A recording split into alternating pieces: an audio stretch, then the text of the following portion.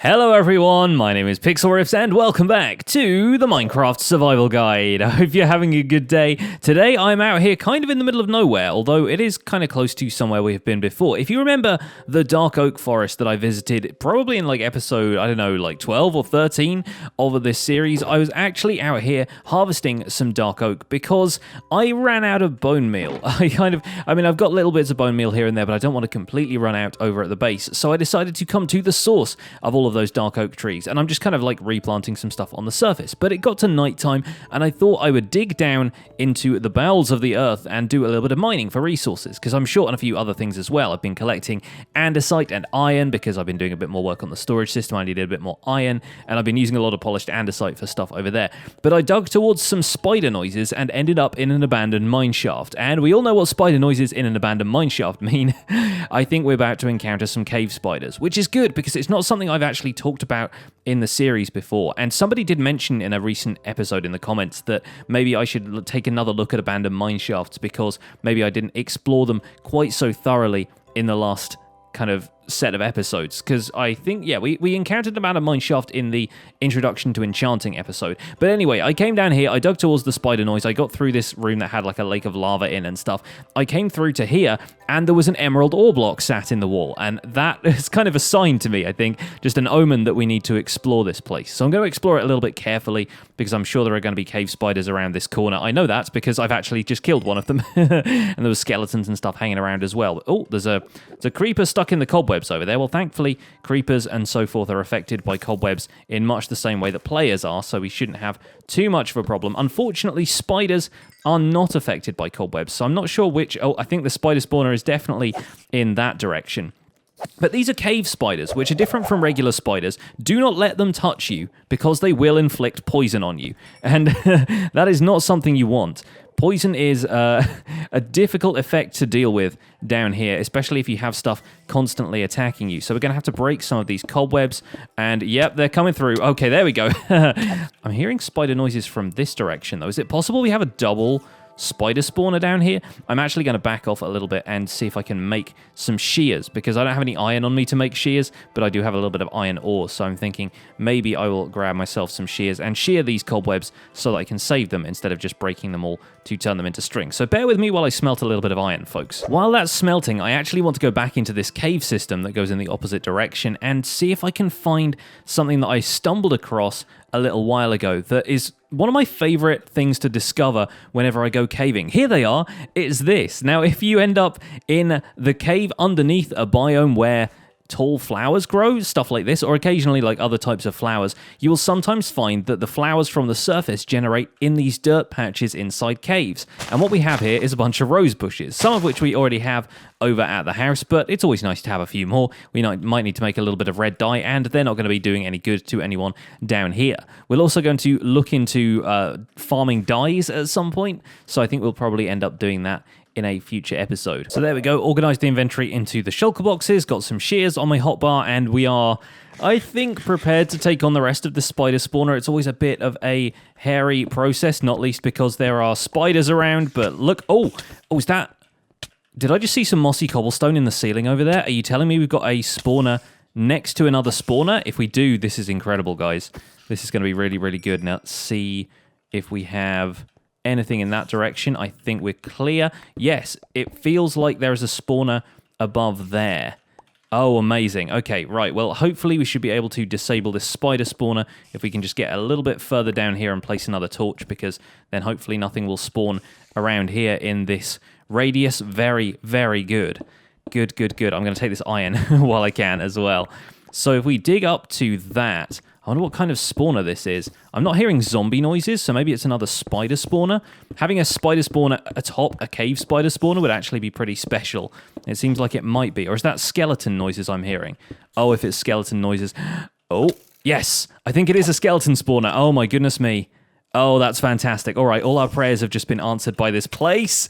Oh, this is good. Hello, fellas. Oh, dear. And he's shooting the cave spiders towards me. That's hilarious. How are we going to deal with this? Let's pop a torch on this guy in the middle of the room. This place is all broken up by the mine shaft below. That's crazy. And yeah, that down there is the That down there is the room with all of the cave spider spawner in. Wow, okay. Let's try and take care of this skeleton so he doesn't shoot us too much. What's in the chests now? Let's take a quick look in these chests. Diamond horse armor, a few bones, very good. Bit of gunpowder, nothing too special. But we have a skeleton spawner at last. Oh, that's exciting. All right, let's just quickly add torches to the walls so we light up the corners, make sure we don't end up spawning anything else. Normally, a couple of torches is enough to do that, but once we start opening this out, it's going to be good to have a bit of lighting down here. So yeah, we have a skeleton spawner here, and we have a cave spider spawner over there. That is going to be pretty good as far as the spawner game goes. Now, I do worry a little bit about how exactly we're going to get this set up, but the cave spider spawner and the skeleton spawner should be kind of compatible for a multi-spawner setup if we do this right. And while we're at it, we'll just clear out the rest of the webs down here as well, just in case, because there's probably not going to be another spider spawner down this way. Unless, oh my gosh, there is. Oh, good. Oh, good. Oh, my days. All right, well, the gravel is, like, falling through the cobwebs all slowly. But that's 3 spawners in close proximity. Okay, this just turned into a very different project, ladies and gents. We have triple spawner on our hands. And I am getting very, very poisoned by this spider. Ah, let me get out. Let me out. I need to regroup over here. I need to retreat a little bit and make sure that nothing is following me. Good. Good, good. I've still got my elytra on, by the way. I've not brought my chest plate with me. It's still back in my ender chest. But, oh, ladies and gentlemen, 3 spawners? Are you kidding me? Oh, this is going to be so good. I'm still hearing them in the walls over there. Please tell me there isn't another cave spider spawner around here somewhere. They probably just spawned underneath this. They're all, like, down here somewhere, I expect. Luckily, cave spiders don't have a huge amount of health, so it's relatively easy to just take them out with a good, well-aimed swipe of the sword or a bow shot. All right, it's finally starting to calm down a little bit in here. So what exactly is the radius of these spawners? The main thing to check here, if we've got multiple spawners in the same place, is there a place where we can stand where we're going to activate all 3 of the spawners at once? You know what? I think there is, and I think it's actually quite a large area. You can just about see the skeleton spawner over there, and when I get this far, actually, I'm right in front of the entrance to this mine shaft here, and that spawner over there is spinning up, that one there is spinning, and the furthest one away, that skeleton spawner, is also active. So all of these are going to start spawning mobs if we stand in this position here. And then if we get a little bit further away, yes, this kind of like 3x3 square here, I think all of that is spawnable space for each one of these spawners. That's pretty good.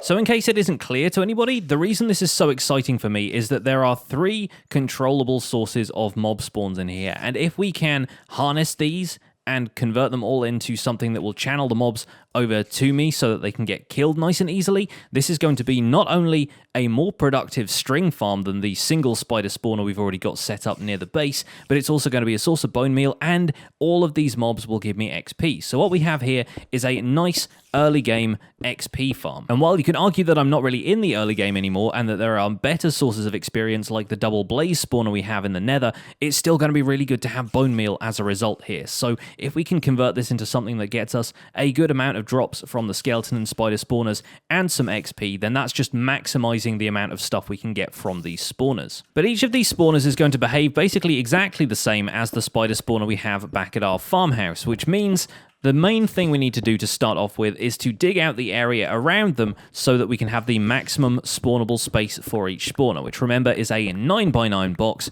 with at least 1 block above and below, and 2 blocks will probably make a little bit more sense here. So after a bit of work digging this place out and marking some territory, I think we have figured out exactly where each set of entities is going to spawn. So we have the skeleton spawner up here with a 9x9 area around it. We have this cave spider spawner, which is going to be a bit of a problem because the area of the skeleton spawner kind of eats into the spawning space for these spiders. And my main hope is that we don't get any spiders spawning up here with the skeletons, because they shouldn't do.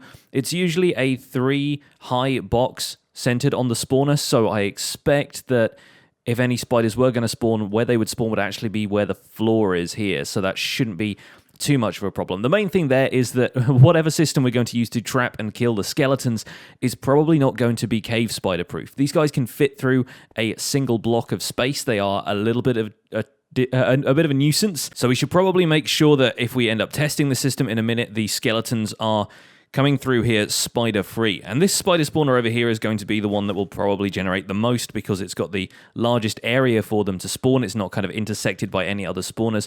And this 9x9 area here is where they're going to do that. We still need to dig out a couple of spots around here. And I've investigated a little bit more of this mine shaft, and it doesn't look like there are any other spawners in it, or if there are, they are simply too far away for this setup to really be functional. Because remember, you need to be within 16 blocks of a spawner for it to spawn. This area of mossy cobblestone here is basically the range in which I can stand close to these spawners and have them all activate. The one exception to that is if I stand a little bit too far on this block.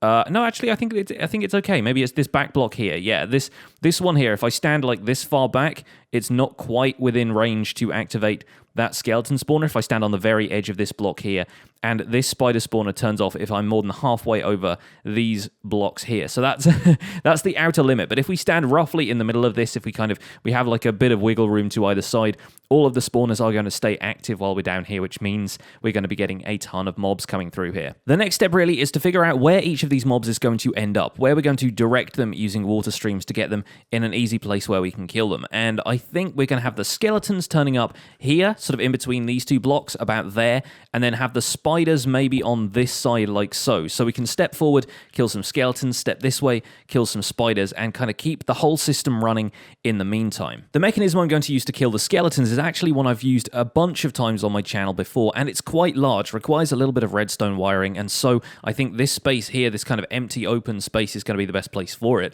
If I wanted to put it there just because it was convenient for it to be near the skeleton spawner, we'd have to contend with the space of this spider spawner and end up losing a little bit of space as a result.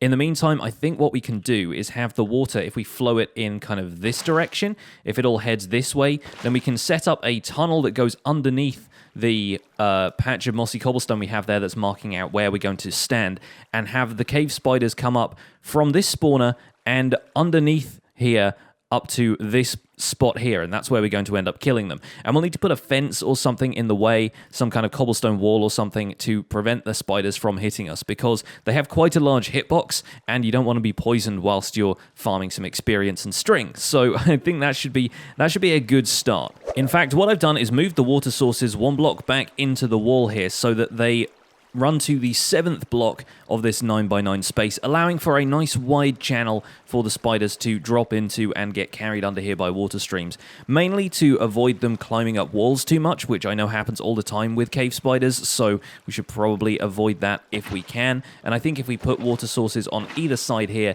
and then have this section dip in the middle, we should be able to get a nice easy channel underneath here that the spiders can all just flow into. Unfortunately, the best way to test this right now is going to be to take out some of the torches and allow the cave spiders to spawn. So I'll try and take out the ones that are a little bit easier to reach to see if any of this actually works. I've not done that much cave spider spawner setups before, so this could go very bad very quickly. The good news is they don't seem to be having any problems staying in the water, which is fine, and that guy has even made it to this spot. So the single wide water stream should be enough, but I think it's probably going to be better if we actually center these water streams and allow the spiders to flow through there. So we're going to have to move our spider collection system over one block, but ultimately I think that's not too bad of a compromise. And if anyone's wondering why I'm lining all of the walls down here with cobblestone, it's because, once again, it's a material that doesn't occur in caves naturally, except in the exception of spawners. So if I encounter cobblestone while I'm digging around elsewhere in this mine shaft, I know not to touch it because I'm about to break something. Okay, now we've centered that on the spawner, time to test this out again. Let me grab a couple of buckets of water here just in case, take out some of these torches, and we'll see how we get on with the cave spiders. Well, I've immediately been poisoned, so that's a good start. I think that guy is still tracking me, but hopefully he should be able to make his way through here with a little bit of encouragement. Yes, there we go, okay. And even though they are able to track me because this is an open area, eventually it's going to be closed off, and that means the spiders won't necessarily see me. It seems like they are having no problem filtering into this space, and thankfully none of them are trying to climb the walls yet either. I said that too soon. I said that too soon. And with a little bit more setup taken care of, the other cave spider spawner is going to be directed into a tunnel that goes down into here, like so, and that's going to meet up with the original cave spider tunnel here. Now, the next step is going to be getting them up there, but that's not something we need to worry about just this second. One thing I do want to take care of is this water stream, which is stopping because of the 8-block flowing distance of water, is stopping before it manages to turn this corner.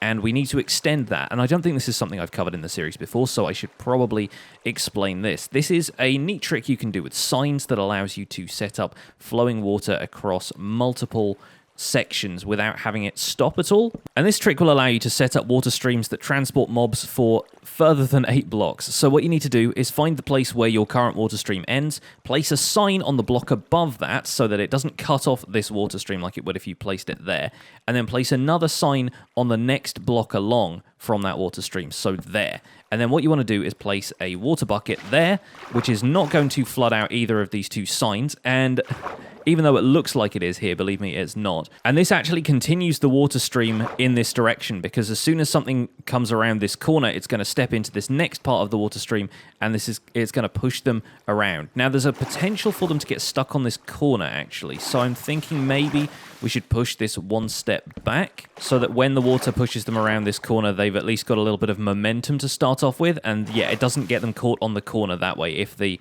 water stream starts right there. But then they should all end up in this spot, and right now the water is flowing a little bit too far in this direction, but that's fine because we're going to cut it off here anyway. So what we'd have now, if we closed off these spawners, took out the torches, and stood over here, is a system that would transport all of the cave spiders to roughly that spot there. They might flow a little bit around the corner, and I don't think they would come up to this fence post yet, but that is what's going to prevent the cave spiders from hitting us when we end up farming them for XP and string. With that said, having tested the system, I don't think it's working all that well for cave spiders, because there is a single air block down here which they just sort of come to rest in, and they don't really move all that further from there. So this system is definitely going to work better for 2-block high mobs. I'll explain this in a moment, because this is actually kind of pivotal to making this whole system work, but behind here, the cave spiders are actually funneling into this tunnel here instead of getting trapped in this water stream like I want them to be. So we might need to do a little bit of rethinking here.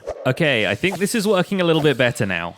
I think that is working a little bit better. I have to run in here and grab the XP real fast. We should probably put in some sort of system that blocks that off later. But with just one spawner spinning up over there, we are getting a decent amount of cave spiders drifting up to the top here. That's pretty good. All right, time to shut this whole thing off, and I'll explain a little bit more about how this works. So when the spiders come down here and they turn this corner, they end up here, where there's a single block taken out there, and the water from here is flowing directly up over this cobblestone wall. And the fun thing about walls and fences is that they will push you up to that 1.5 block height. The water kind of flows towards this soul sand block, and soul sand underneath water has the opposite effect of magma blocks underneath water, where it will create a bubble column that pushes items or entities upwards, and that includes cave spiders. Now, the problem with this right now is that when they start getting pushed up, they actually get hung up on this block here, but anytime a new cave spider comes through, it will actually continue to push them through, and if we ended up blocking off the top part of this tunnel, then they might actually come through a little bit more efficiently. Of course, the problem with that is that cave spiders have a tendency to climb walls. So whenever they reach an area like this, they have a tendency to stick on these leftover blocks that are here up on the ceiling. But there's not really a huge amount we can do about that, and eventually their AI will convince them to pathfind off that block, and hopefully they should drop down into the water stream and into the system. The next step is going to be to do the same thing on this side here, and we're actually going to have to drop the water stream here by a couple of blocks, which means probably replacing a bunch of blocks here in this tunnel. And finally, finding where that zombie noise is coming from. Get out of here, you! So now, after a bit of rearranging, this tunnel has turned out the same, and all you need to do is have the spider drop into this section here. It will get caught up in this water stream, and there's actually 2 empty blocks behind here that the water is flowing into, and that causes a little bit of a kind of suction effect that causes them to float into this area and into the system. Now, of course, this bubble column of water pushes the spiders up to the surface here where they collect in this block below the fence post, which once again is stopping them from hitting me if I stand too close. And I think it's time to take out all of the torches and try this out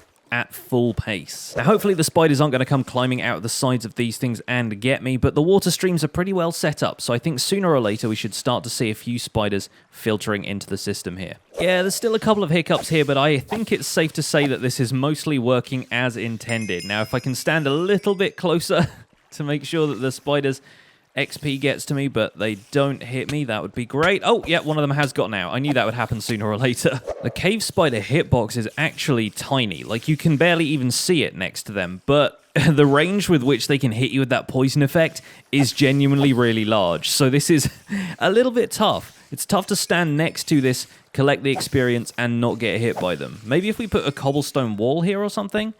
If I can stand up against that. Nope, it's still hitting me. Okay, looks like we're just going to have to do this very carefully from now on. All right, I think I've had enough. I think I've had enough for now. We're going to spend a little bit of time making sure that some of these walls are a little bit less climbable, but I think we're onto a winner here. Yeah, this one here is definitely a problem. This wall here seems to be blocking a bunch of the spiders. I wonder if we can put a trap door on that or something like that that will prevent the spiders from climbing up there. Well, having done my best off camera to try a couple of approaches to stopping the spiders from climbing the walls, I think it's probably just something we're going to have to deal with and move on for the time being. But if you folks have any tips, any suggestions for stopping spiders from climbing walls, I've tried trapdoors, I've tried signs. I think the main thing to do is just not give them any walls to climb, which is a little bit difficult when it comes to redirecting them into a spawner kill chamber via these water streams, but we're not going to have to worry too much about that in the long run. We're still going to get our experience, we're still going to get a decent amount of string, and chances are we'll probably just end up using the blaze farm in the near future anyway. But I think for the moment, we're going to carry on lighting this place up. So this is my preferred way of lighting up individual spawners when it comes to automating it with redstone a little bit. We're going to have this lever here that all you need to do is turn that on and off, and it turns off all the other lights in here, immediately darkening the spawner and allowing stuff to spawn. It's nice and easy to set this up as well, because all you need to do is have a redstone lamp in the middle with a block on top of it there. We've got these levers there just to turn them on for the time being, but I'm going to take those off in a second. And you want redstone lamps at the same level around the outside in the middle of each of these 4 walls. So each wall should be 9 blocks long. You want it on the 5th block and with a block below it like that. So it stands at the level that's above the top of the spawner, which should potentially block anything from spawning with these 5 redstone lamps. It's also nice and easy to wire up. All you need to do is make sure you got a block on top of the redstone lamp here, the one that you're going to switch on and off, and then run redstone dust into the middle, like so, and out to all 4 sides like this. And the andesite blocks that I've placed on top of these should give you a good idea of where exactly each of these lights is. Now, oh, there's a little a little alcove in here that we need to light up to stop stuff from spawning in there.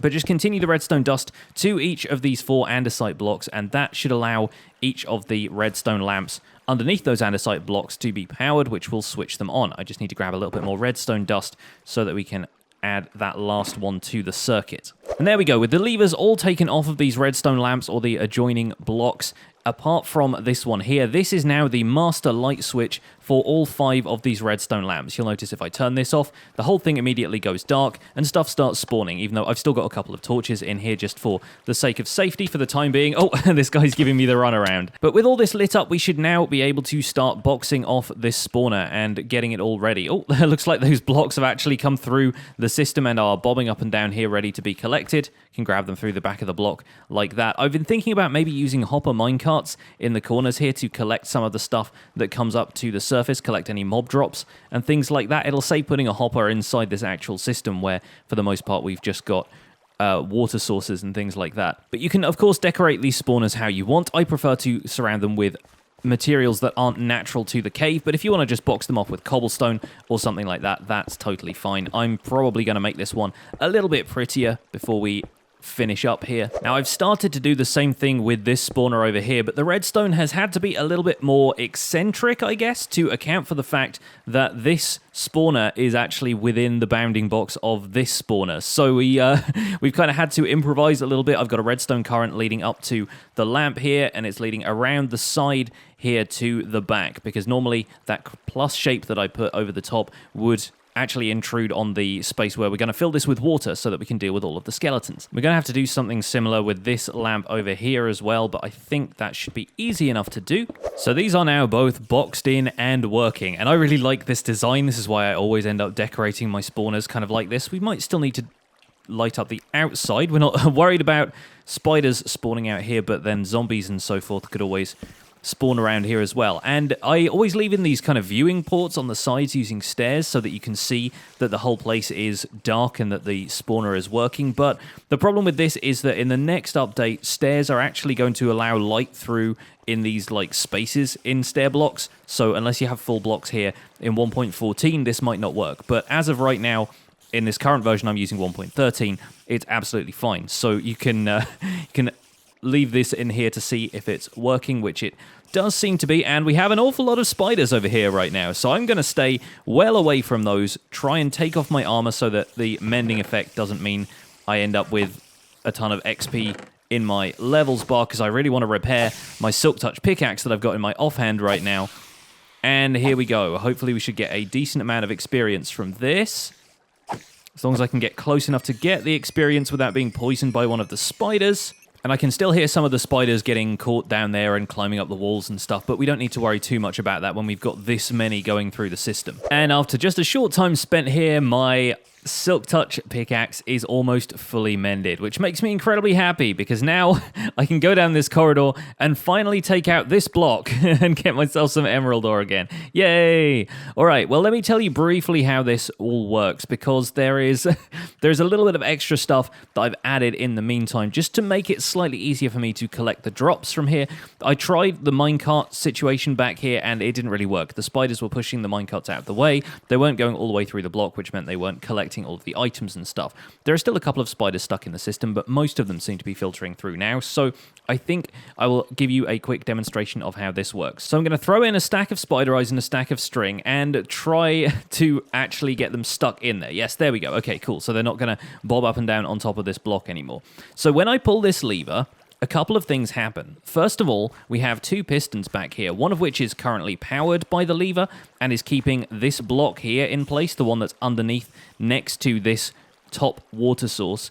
And the other one down here is actually switching off this redstone torch that has a piston activated down there. Well, the piston is currently deactivated, but it will activate when the redstone torch switches on. So once I've killed a bunch of spiders at the top here and all of their drops are just sitting here, I pull this lever and that removes the block underneath there, which causes the drops to flow using the water into this little catchment area here. And thanks to this trapdoor, the water actually stops there above that hopper, allowing all of the items to just filter into it, like so. And as you can see, all of that stuff just ends up in the hopper. I can collect it from that chest anytime I like. And I'm trying to have everything stack up in neat little rows here, and the spider eyes are thwarting me from this. The reason for the second piston activating is that actually pushes a block in the way of this water stream and stops any more spiders from floating up, because if the spiders got into this water stream here, they would end up flowing to the right and they would end up flying out of this little kind of section here and attacking me, and I've had to fight off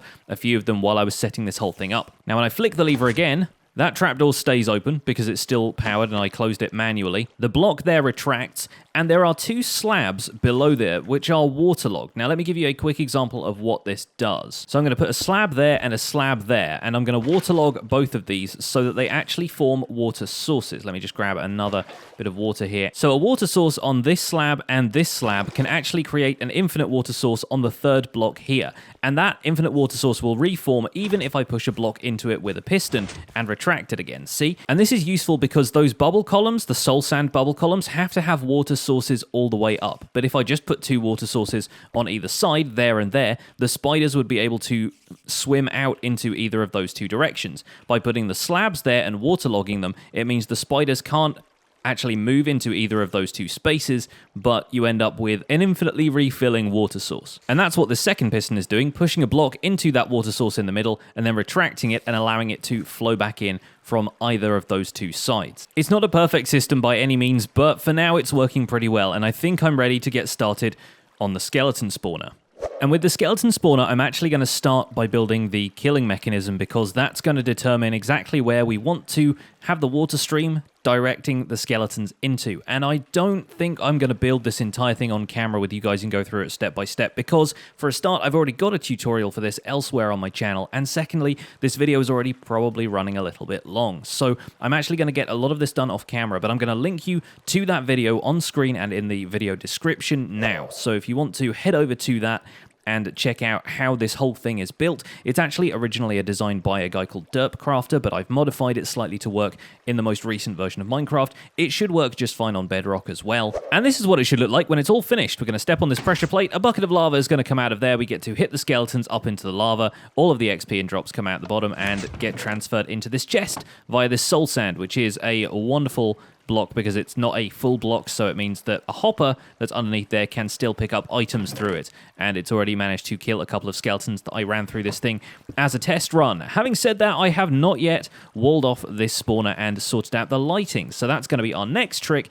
And of course, what we need to do is make sure we've got a lever down here that we can pull somewhere that will activate the lighting on this spawner, turning it on and off whenever we want to fight some skeletons. I could attach it to the lever that activates this cave spider spawner, but I kind of want to keep these separate, just in case I don't feel like dealing with cave spiders at the time, but the main priority here is getting bones out of these skeletons. But I'm going to wall off this spawner, and the water streams and stuff for it are all already done. It's pretty simple, so I didn't feel like showing it on camera. It's more or less the same thing we've done with the spider spawner, the main exception for that being that this row here is only 1 block wide instead of 2 blocks wide, because I wasn't certain if the spiders needed 2 blocks of width or not. Turns out they don't really, but again, it's a good way of keeping the walls away from them. The skeletons will just merrily bob through here. They'll go through another shorter water stream, coast over this, head up into the soul sand chute that takes them directly up to this corridor, and that drops them down into the main killing mechanism. Now, it's important to note that this sign is here keeping the water from flowing down into that, because if water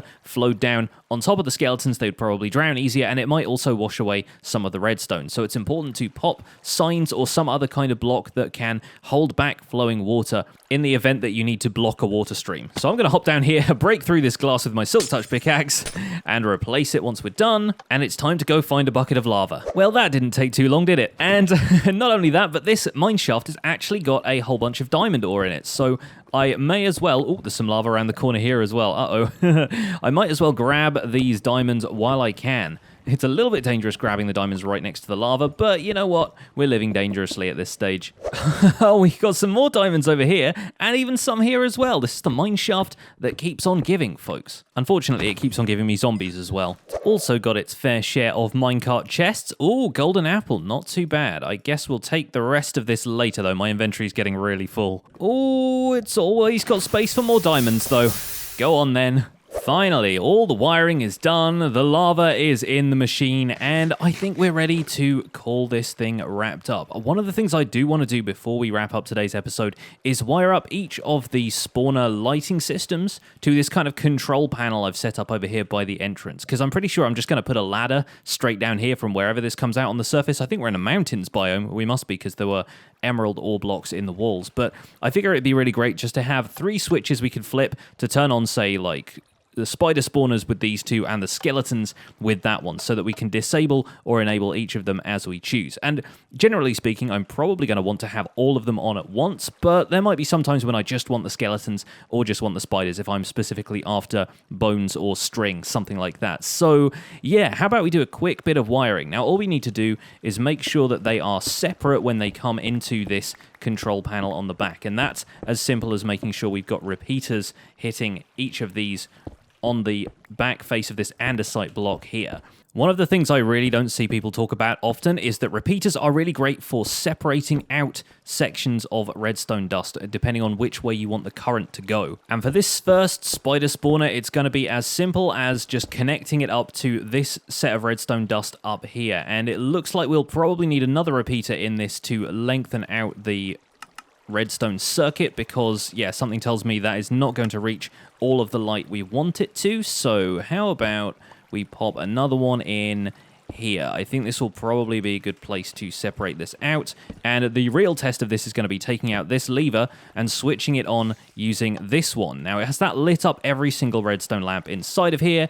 I think it has. Excellent stuff. That is the first one wired up. And we might see a few of the cave spiders just popping into this little patch over here. Not to worry. Skeletons, hello! Feel free to burn in the lava. Thank you kindly. Now, this middle one is going to be tricky because it's going to involve running the redstone back to that spawner over there, which is going to require a couple of repeaters, and we're going to need to loop the redstone over the top of this tunnel, or perhaps underneath, just to make sure that it reaches its destination. So definitely needing a couple more repeaters. I should just make a bunch of repeaters at this point, shouldn't I? Oh, look at that. We nailed it.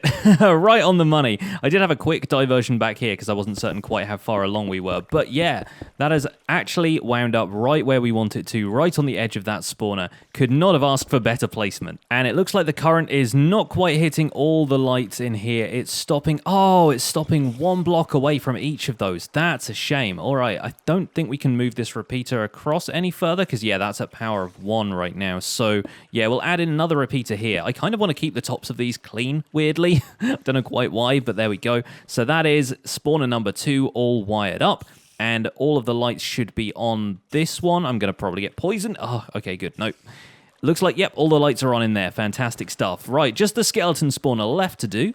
And that's all figured out as well, although I haven't actually removed all of the torches from in here, so should probably do that quickly. And that should be everything all wired up and good to go. You can see all of the lights are on. That spawner there, this one, and that one. Now let's turn all of these switches to the off position. All the lights turn off, and stuff start spawning. Fantastic! This has been such a cool project to work on. I'm so glad we managed to do this in this series. And this has been kind of a mammoth task, I guess, but I'm glad we've got it done. So for those of you guys who are using the world seed, I'm sure you've probably been champing at the bit to let me know exactly where the coordinates of this are in case you want to use this yourself. We're about 1040, 19, and 600 is where you'll find this abandoned mine shaft. All the spawners should be in the same places. If you're using the seed on Java edition, I should add, sorry Bedrock players, but I'm sure you guys will find something just as epic as this when you explore your own worlds for long enough. Well, thank you guys so much for watching this. I'm going to farm a bunch of XP and some bones and maybe tidy this place up so it's looking a little bit better. That's going to be it for this episode of the Minecraft Survival Guide. Thank you so much for watching.